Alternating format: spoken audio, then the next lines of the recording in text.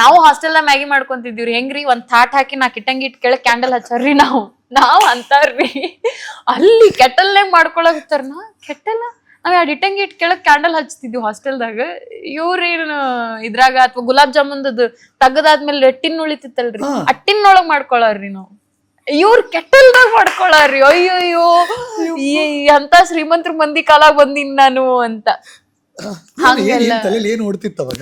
ಅವಾಗ ಭಾಳ ಅಂದ್ರ ಭಾಳ ಡಿಮೋಟಿವೇಟ್ ಅನ್ಸುತ್ತೆ. ಭಾಳ ಅಂದ್ರ ಒಂದ್ ಕ್ಷಣಕ್ ಅನ್ಸ್ಬಿಡ್ತು, ಇಷ್ಟ ಬಡತನದಾಗ ನನ್ನ, ಇಷ್ಟು ಗತಿ ಇಲ್ಲ ನನಗ ಅನ್ನೋದು ಒಂದ್ ಕಡೆ. ಆದ್ರೆ ಒಂದ್ ಕಡೆ ಇಲ್ಲಿ ಇವ್ರ ಸಮಕ್ಕ ಬಂದ್ ಕೂತಿನಲ್ಲ. ಬಟ್ ಅವರೆಲ್ಲ ನಿಮ್ಮನ್ನ ಹೆಂಗ್ ಟ್ರೀಟ್ ಮಾಡ್ತಿದ್ರು? They will not use to treat good sir. ಅಂದ್ರ ಅವರು ತಿನ್ನಾಕತ್ರ ಮಾಡಿಕತ್ರ ನನ್ನ ಜೊತೆ ಬಂದು ಶೇರ್ ಮಾಡ್ಕೊಳ್ತಿದ್ದಿಲ್ಲ.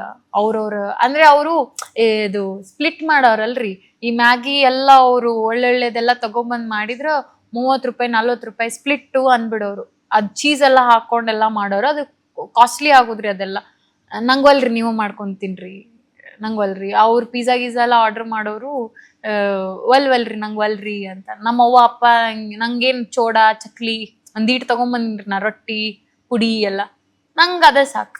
ನಾ ಅದ ರಾತ್ರಿ ಅದನ್ನ ನಂಗೇನ್ರ ಭಾಳ ಕ್ರೇವಿಂಗ್ ಅನ್ಸಿದ್ರ ಅದನ್ನ ತಿನ್ನೋದು.